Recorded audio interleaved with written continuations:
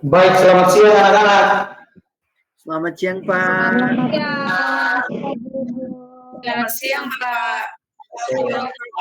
Baik, semoga biar kita pelajaran di siang hari, intinya kita tetap semangat. Dari hari ini kita akan belajar tentang mengembangkan keadilan dan kejujuran. Nah, untuk itu sebelum kita masuk pada materi pelajaran kita pada hari ini, saya minta kesediaan salah seorang anak untuk bisa membawakan kita dalam doa pembukaan. Karena kita sudah selesai berarti tiap guru tidak menyiapkan doanya, tetapi kita melakukan diri bisa berdoa secara spontan. Untuk itu saya percayakan kepada anak Paulinus Koma untuk bisa memimpin kita dalam doa. Baik, Pak Guru dan teman-teman, mari kita berdoa sebelum belajar.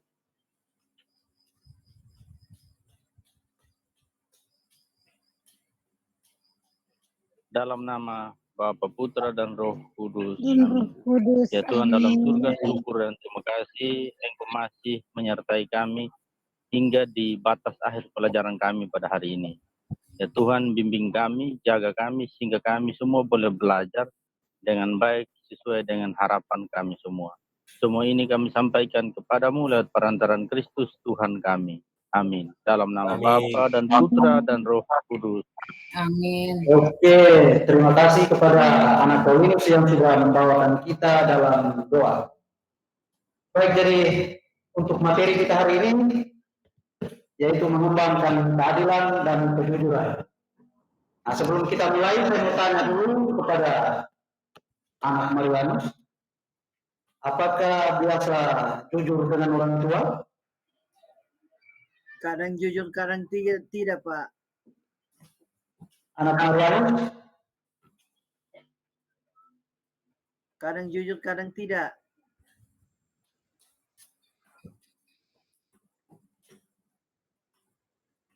Ya, jadi terkadang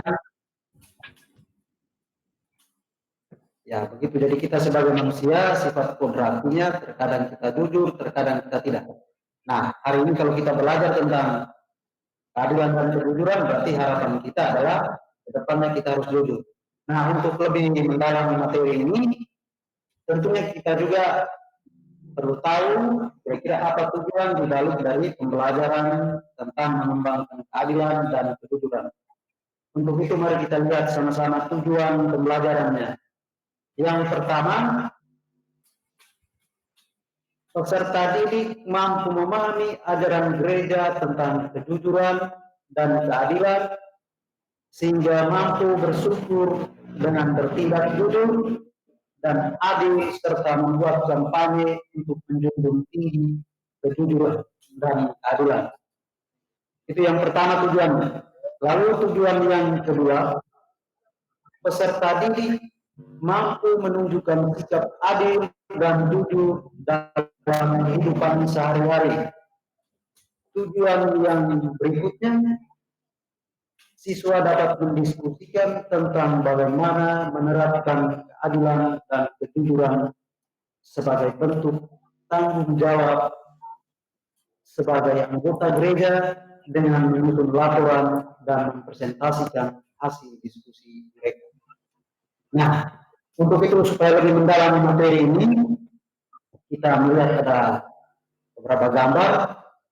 Sebentar lagi kita akan diberikan kesempatan untuk bisa mendiskusikan.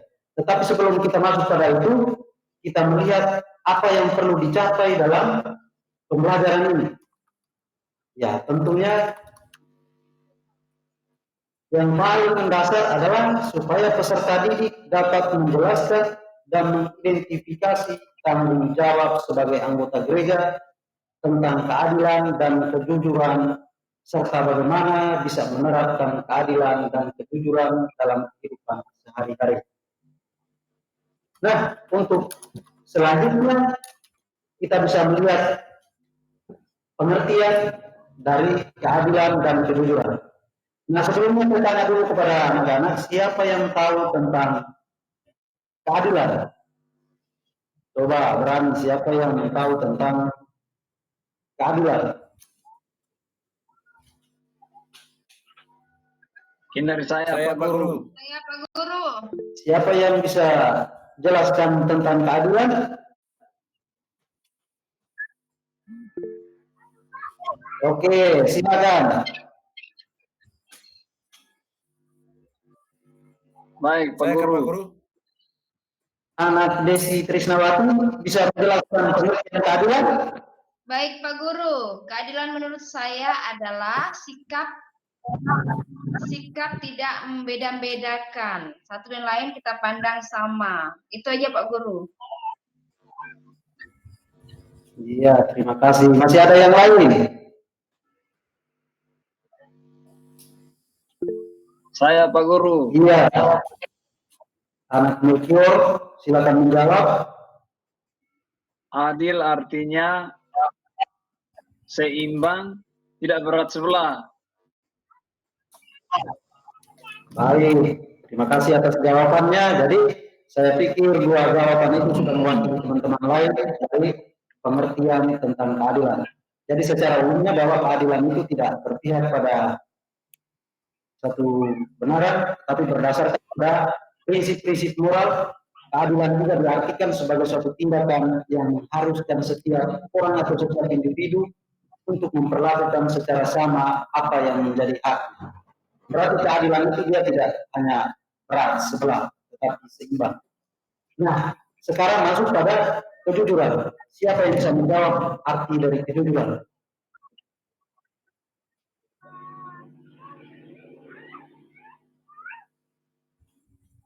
Anak-anak, siapa bisa tahu arti kejujuran?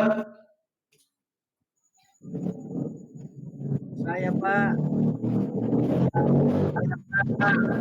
Ya, silakan. Kejujuran itu mengatakan berbuat sesuai dengan apa yang dikatakan. Oke.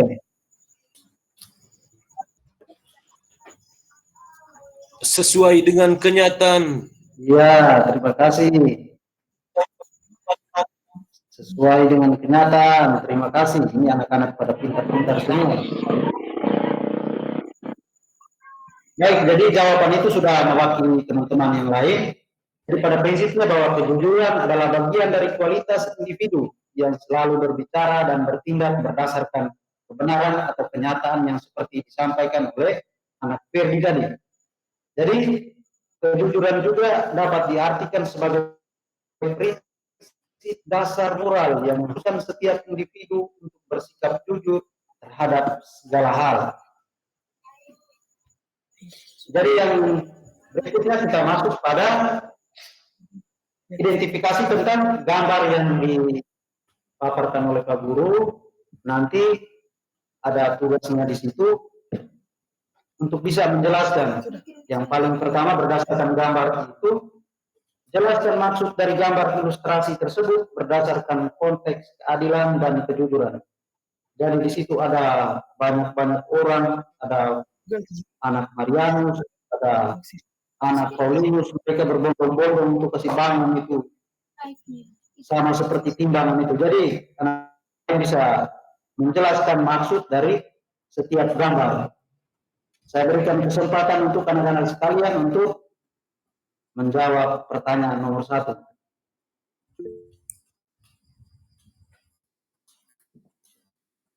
Saya Pak. Silakan, siapa yang sudah bisa menemukan jawabannya? Pertanyaan nomor 1 artinya. Oke, silakan anak Mariam, ini pintar sekali.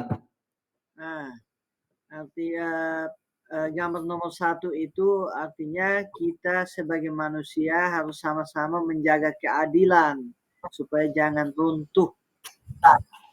Terima kasih. Oke, terima kasih atas jawabannya. Jadi, kalau berdasarkan pada gambar 1.1, itu dia menjelaskan tentang bagaimana keadilan itu bisa berdiri tegak. Nah, harus dibangun oleh sama-sama, perlu dihidupkan itu keadilan supaya terjaminnya keamanan, kenyamanan, serta hidup penuh dengan kedamaian. Butuh perjuangan dari setiap orang tentang keadilan. Lalu pada gambar berikutnya siapa bisa menjelaskan? 1.2. Ya, silakan. 1.2 ini menggambarkan tentang Anak Paulus yang bisa menjelaskan gambar 1.2. Iya, gambar Yesus yang dikelilingi oleh orang-orang Yahudi, lalu di tengah itu ada seorang perempuan yang kedapatan berbuat zina. Lalu sesuai dengan aturan Yahudi, perempuan itu harus dirajam dengan batu sampai mati. Lalu Yesus menunduk ke tanah, menulis sesuatu, lalu dia menyatakan, barang siapa di antara kamu yang tidak berdosa, hendaklah dia yang pertama melempari perempuan ini dengan batu. Kita seringkali terlalu menunjuk jika orang lain bersalah. Jadi terima kasih atas jawabannya. Kita juga sudah seperti itu. Jadi berdasarkan gambar itu bahwa ada orang yang memberi perempuan, dalam hal ini kasus perzinahan yang terjadi, namun mereka mengambil alih sendiri. Berarti tindakan ini adalah tindakan yang tidak adil. Jadi berdasarkan gambar tersebut bisa disimpulkan bahwa Yesus mengecam orang-orang yang melanggar tentang tata tertib hidup, yakni mereka mau menghakimi seorang perempuan yang berbuat zina. Mereka membawa perempuan ke hadapan Yesus untuk diadili. Satu tindakan yang mencerminkan perilaku yang tidak adil dengan mengambil keputusan sendiri. Nah, itu adalah gambar 1.1 dan 1.2. Lalu apa tanggapannya atau menurut anak-anak, pemahaman kamu bagaimana tentang gambar 1.3 dan juga 1.4? Siapa bisa menjawab? Ini tentang kejujuran.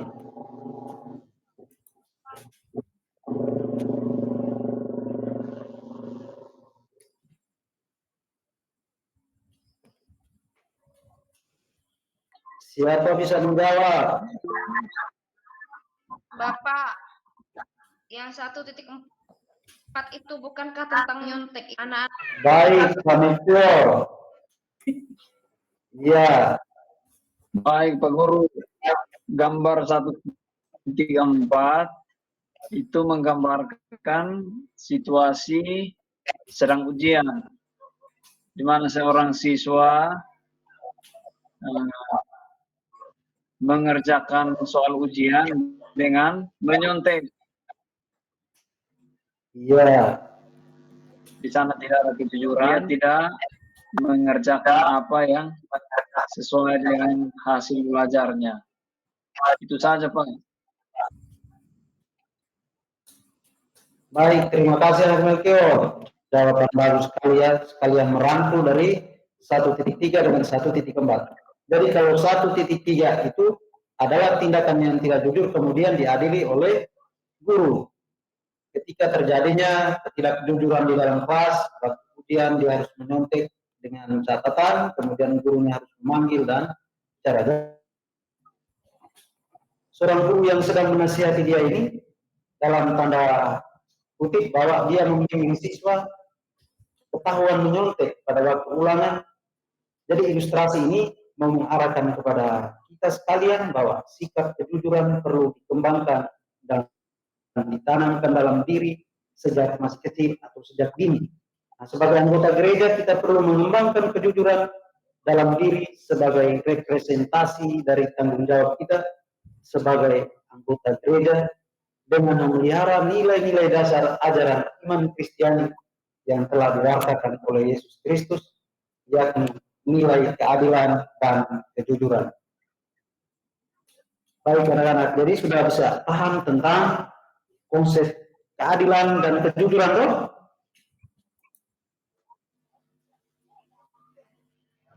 Anak-anak bisa mengerti tidak nih? Bisa. Bisa, Pak Guru. Oke. Jadi untuk memperkuat materi tentang keadilan dan kejujuran, ya sebelumnya itu kita mesti melihat atau mengaitkan dengan kisah yang terjadi di dalam kitab suci tentang keadilan dan juga kejujuran. Nah, untuk itu saya sudah bagi dalam bentuk kelompok. Kelompok 1 terdiri dari anak Marianus, Josephine, Liscona, Anastasia. Lalu kelompok 2 Lydia, Paulinus, Jebeta, dan anak Silviana. Lalu kelompok ketiga Ferdianus, Desi, Sebas, dengan Getrudiana. Jadi saya sudah bagikan dalam kelompok. Sebentar lagi kita akan kerjakan tugas yang diberikan oleh Bapak Guru. Jadi boleh saya minta anak-anak ya supaya bisa membacakan teks kitab suci supaya kita bisa memahami konsep keadilan dan kejujuran dalam hubungannya dengan perikop kitab suci. Siapa bisa baca? Oke, silakan.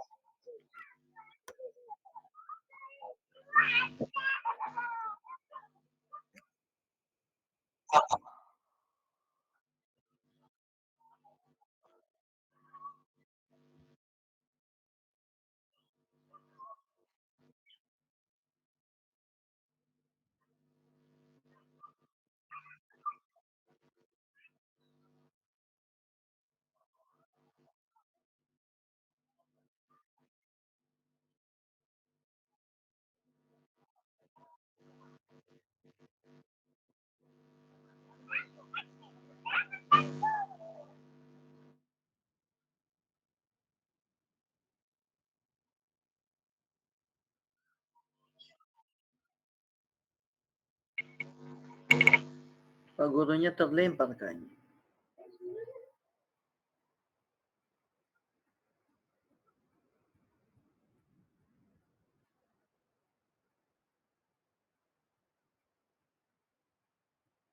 Betul. Dia terlempar.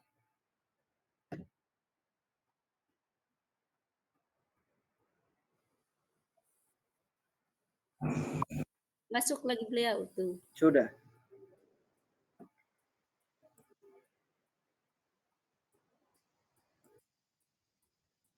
Mic-nya Pak Guru.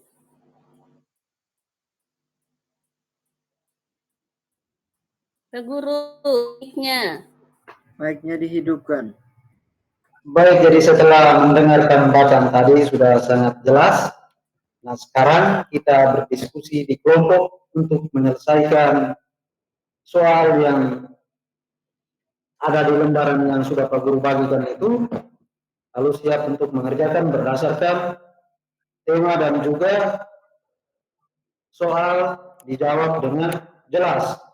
Yang paling pertama, apa makna keadilan berdasarkan kitab suci yang sudah dibacakan tadi? Dari kitab 1 Raja-Raja, bab 3 ayat 16 sampai 28 tersebut. Jadi bisa dijawab oleh masing-masing kelompok. Atau kita bagi kelompok 1 bisa menjawab pertanyaan nomor 1, kelompok 2 menjawab pertanyaan nomor 2, dan juga seterusnya. Jadi kelompok bisa berdiskusi, saya kasih waktu 15 menit untuk berdiskusi untuk menjawab pertanyaan.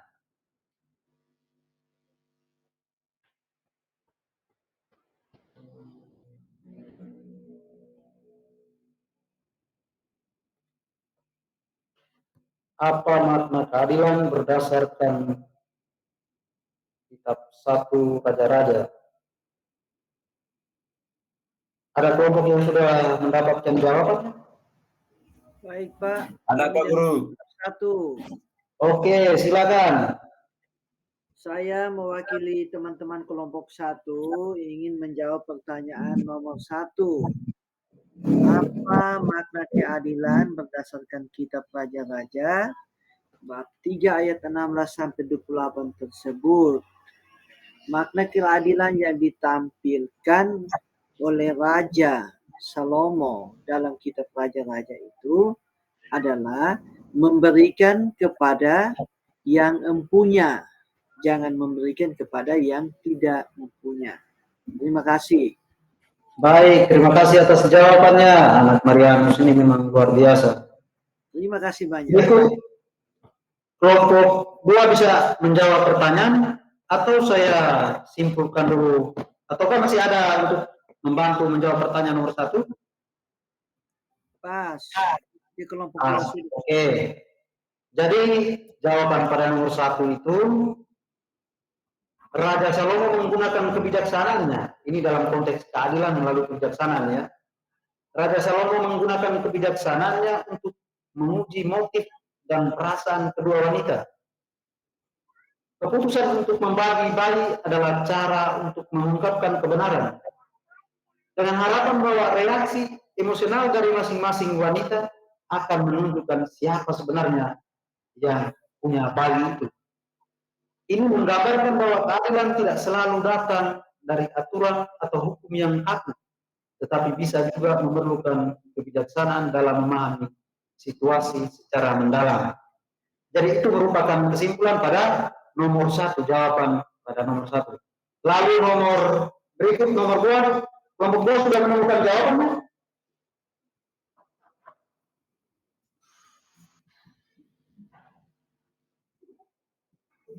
Untuk kelompok 2 menjawab pertanyaan nomor 2 sudah? Bagaimana kalian memahami tindakan adil yang dilakukan oleh Raja Salomo? Menurut kami, Pak Guru, bahwa tindakan yang dilakukan oleh Raja Salomo itu sangat baik karena menunjukkan bahwa orang yang jujur dan orang yang tidak jujur. Orang yang jujur akan terbukti bahwa kejujurannya itu dapat nampak dalam memperjuangkan anaknya itu. Baik, terima kasih atas jawabannya. Jadi sesungguhnya bahwa ketika Salomo menemukan bahwa wanita yang sebenarnya adalah ibu dari bayi tersebut adalah wanita yang rela melepaskan haknya demi keselamatan bayi. Dia membuat keputusan untuk memberikan bayi tersebut kepada wanita dengan menunjukkan kasih sayang. Itu adalah kelebihan dari Salomo. Nah, lalu bagaimana dengan kelompok 3? Untuk pertanyaan nomor 3, apa makna keadilan bagi ibu yang bayinya mati atau meninggal? Kelompok 3 ada yang sudah bisa menemukan jawabannya?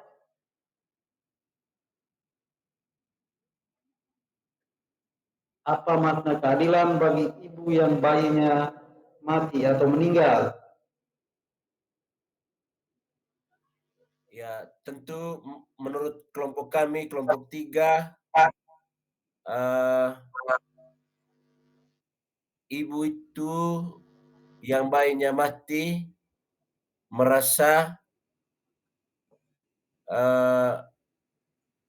menyesal dan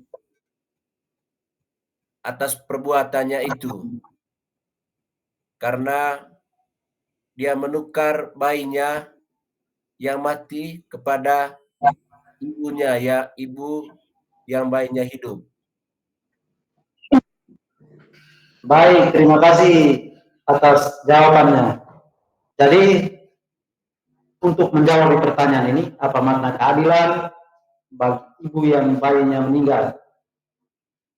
Jadi Raja Salomo itu dia menunjukkan bahwa keputusan yang dia ambil harus mempertimbangkan kebutuhan dan juga kesehatan. Dalam hal ini, bayi yang tidak memiliki suara atau hak untuk berbicara menjadi pusat perhatian dan keputusan. Nah, itulah bagian dari kebijaksanaan terhadap Salomo. Lalu respon atau tanggapan dari ibu bayi yang meninggal seperti itu.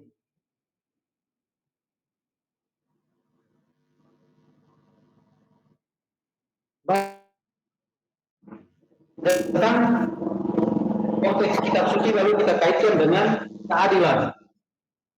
Nah, setelah kita memperdalam pengetahuan kita tentang konsep keadilan berdasarkan bacaan kitab suci, lalu kita masih tetap dalam kelompok ya.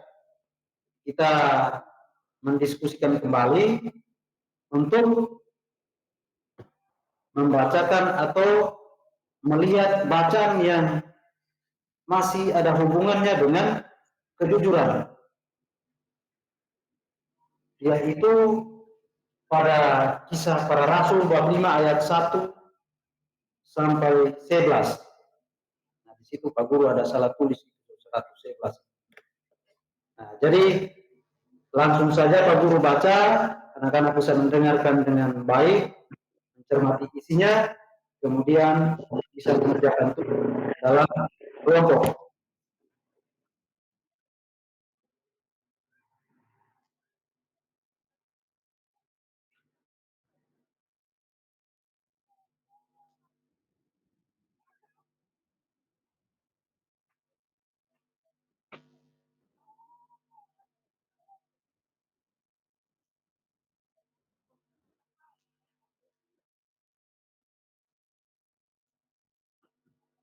Terlempar lagi mungkin.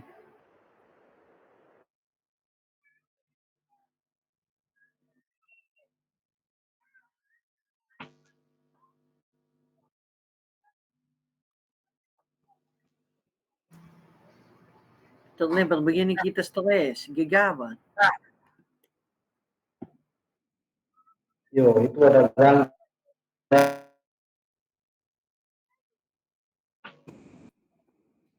Baik, jadi bisa mendengarkan apa yang Pak Guru bacakan tadi? Dengar, Pak. Jadi untuk lebih memperjelas saya baca ulang lagi supaya bisa menjawab pertanyaannya. Bisa?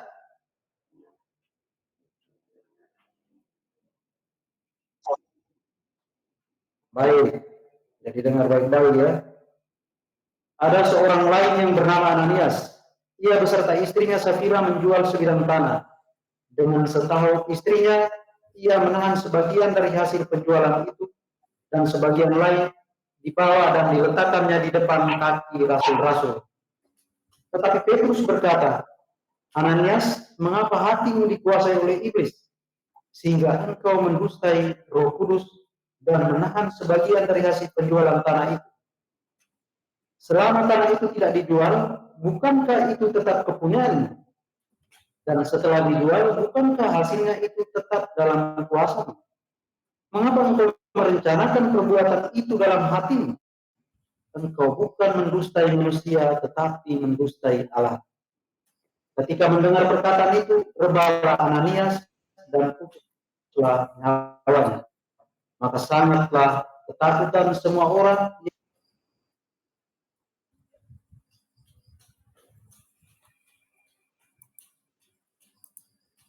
dan pergi menguburnya. 3 jam kemudian, masuklah istri Ananias. Tetapi ia tidak tahu sekiankah tanah itu kamu jual. Jawab perempuan itu, betul sekali, kata Petrus. Mengapa kamu berdua bersepakat untuk mencobai Roh Tuhan? Lihatlah orang-orang yang baru mengubur suami, dan mereka akan mengusung engkau juga keluar. Lalu rebalah perempuan itu seketika itu juga di depan kaki Petrus dan putuslah nyawanya. Ketika orang-orang muda itu masuk, mereka mendapati dia sudah mati. Lalu mereka mengusungnya keluar dan menguburnya di samping suaminya. Maka sangat ketakutanlah seluruh jemaat dan semua orang yang mendengar hal itu. Baik anak-anak, jadi sudah jelas ceritanya tentang Safira dan Ananias. Ya, Pak. Untuk baik, jadi kalau sudah jelas untuk memperdalam pemahaman kita tentang kejujuran, kita diberikan beberapa pertanyaan masih dalam bentuk kelompok atau tim. Yang pertama, kelompok 1 bisa menjawab nomor 1, apa makna kejujuran berdasarkan bacaan kitab suci? Lalu, Ya, menurut oke, silakan. Ada Bastian ini kita.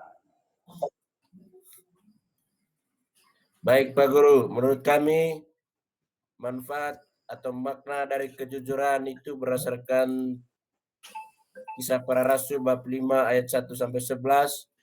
Kejujuran itu mendatangkan keuntungan dan membawa kebaikan dan kenyamanan dalam hidup kita. Oke, terima kasih atas jawabannya. Kelompok 2 bisa menjawab pertanyaan nomor 2, mengapa Ananias dan Safira tidak jujur?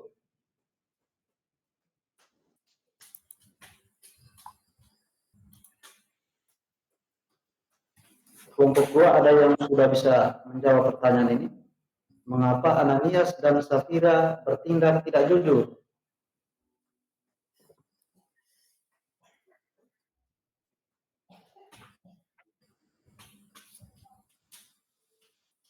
Berat. Ya. Ada yang tahu? Ingin memperkaya diri, Pak. Ingin memperkaya diri, bagus.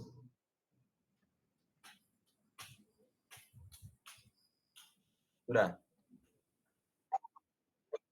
Egois dengan apa yang adanya, lalu jual hanya untuk mencari kepentingan sendiri, kemudian mencari muka dengan para pembesar-pembesar termasuk para rasul, antar uang ke sana, ternyata banyak yang disimpan di rumah. Nah, ini merupakan tindakan yang tidak jujur.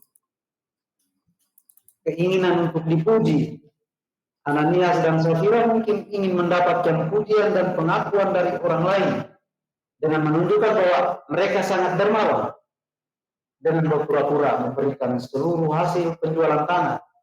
Mereka berharap untuk dipandang sebagai anggota jemaat yang sangat berbudi luhur dan terhormat, padahal mereka sebenarnya tidak sepenuhnya jujur dalam sumbangan mereka. Jadi apa yang ditampilkan itu sesungguhnya bahwa tidak ada kejujuran sama sekali, hanya untuk mau dipuji, tetapi itu ditahu oleh Tuhan. Oke, pertanyaan nomor 3. Siapa bisa menjawab pertanyaan nomor 3? Mana pertanyaan Pak Guru? Apa makna keadilan? Maaf. Apa akibat perbuatan Apa tidak akibat jujur? perbuatan tidak jujur? Ya, menurut kami Pak Guru bahwa perbuatan tidak jujur itu mendatangkan malapetaka, kemudian membuat hati tidak tenang, kemudian dapat merugi orang lain, dapat merugi diri sendiri, dan juga bisa membawa kematian seperti yang dialami oleh Safira. Terima kasih Pak Guru. Baik, terima kasih, jawabannya sungguh sangat sempurna. Jadi Ananias dan Safira ini akibatnya adalah pada kematian. Kematian dengan cara yang sangat tragis. Itu pula atau perbuatan dari yang tidak jujur. Ya, akibatnya mereka mati dengan cara yang tidak wajar. Tiba-tiba mati. Hanya disebabkan oleh sikap dan tindakan ketidakjujuran yang paling tidak disenangi oleh Tuhan. Nah, untuk pertanyaan nomor 4, kelompok 1 ataupun kelompok 2 dan seterusnya boleh menjawab pertanyaan yang terakhir ini. Apa usaha yang dapat kita lakukan untuk memperjuangkan keadilan dan kejujuran? Jadi ini pertanyaan bagian dari kesimpulan untuk menutupi bagian keadilan dan juga kejujuran. Merangkul secara keseluruhan, kira-kira apa usaha yang dapat kita lakukan untuk memperjuangkan keadilan dan kejujuran dalam hidup kita sehari-hari? Siapa bisa jawab?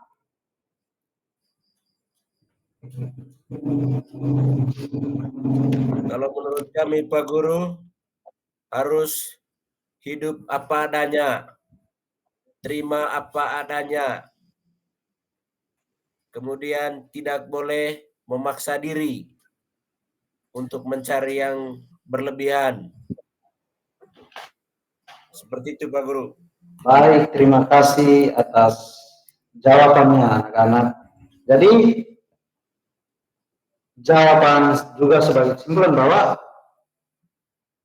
berusaha untuk selalu bijak dalam mengambil setiap keputusan dengan mempertimbangkan berbagai kemungkinan yang lebih baik dari semua kemungkinan yang baik, serta mengatakan kebenaran, berusaha untuk selalu mengatakan yang sebenarnya dalam setiap situasi, hindari kebohongan, bahkan jika itu tampaknya lebih mudah atau lebih nyaman. Kalau ya, katakan saja ya, kalau tidak, katakan tidak. Itu adalah bagian daripada konsep kejujuran untuk kita. Jadi kita berusaha untuk bisa hidup dengan penuh kejujuran dan keadilan. Nah, sebagai kesimpulan untuk materi kita hari ini, bahwa berdasarkan ajaran iman Katolik, sesungguhnya bahwa Yesus menuntut setiap orang atau kita untuk setia dalam bertindak jujur. Perbuatan jujur adalah perbuatan yang beramal menyatakan kebenaran, berani untuk menyatakan kebenaran. Dengan hidup dalam kebenaran, maka hidup bersama memungkinkan setiap orang dapat berkembang seutuhnya. Jika yang hendak kamu katakan ya, jika tidak, kamu harus katakan tidak. Apa yang lebih daripada itu berasal dari si jahat. Nah, sedangkan kejujuran adalah kualitas seseorang yang selalu berbicara dan bertindak berdasarkan kebenaran. Ini melibatkan atau menghindari kebohongan, penipuan, dan tindakan tidak jujur dalam interaksi dengan orang lain. Kejujuran berarti menyampaikan informasi dengan akurat dan jujur tanpa menyembunyikan fakta atau manipulasi informasi, atau kejujuran merupakan bisikan atau ungkapan suara hati yang sesungguhnya. Dengan demikian, maka kejujuran dapat diartikan sebagai kunci keadilan dan kedamaian. Baik anak-anak, jadi itu adalah konsep tentang kejujuran.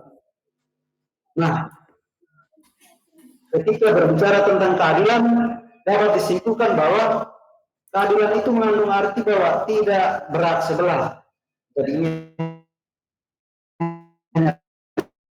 sebatas keadilan itu berarti bahwa tidak berat sebelah, atau seperti gambar yang saya tampilkan tadi. Jadi keadilan dan kejujuran itu merupakan dua sisi yang berintegral, yang memiliki keterkaitan yang tidak terpisahkan dalam menentukan kualitas hidup manusia dalam keseharian. Keadilan dan kejujuran merupakan nilai dasar yang diperjuangkan oleh Yesus Kristus dalam misi pewartaan kerajaan Allah. Demikian pula kejujuran dan keadilan perlu dikembangkan dan dihidupi dalam lingkaran keluarga Kristiani sebagai dasar pikat dalam kebersamaan hidup yang aman, damai dan tentram, serta saling mengasihi satu sama yang lain. Jadi itu adalah materi kita hari ini. Sudah sangat jelas. Anak-anak, materi kita hari ini jelas? Jelas, Pak Guru. Jelas, Pak Guru. Oke. Jadi kalau sudah sangat jelas, keadilan dan kejujuran itu perlu kita hidupi. Seperti yang tampak pada gambar tadi, orang berbondong-bondong untuk membangun keadilan demi kesejahteraan hidup. Nah, sebagai refleksi, artinya pertanyaan yang tidak perlu dijawab, untuk kita bisa merefleksikan sikap adil dan jujur terhadap orang di sekitar kita. Atau pentingkah saya menerapkan keadilan dan kejujuran dalam hidup kita? Jadi itu menjadi pertanyaan refleksi untuk kita. Sebagai contoh, sebagai tugas rumah untuk anak-anakku sekalian, bisa dikerjakan nanti dalam kelompok.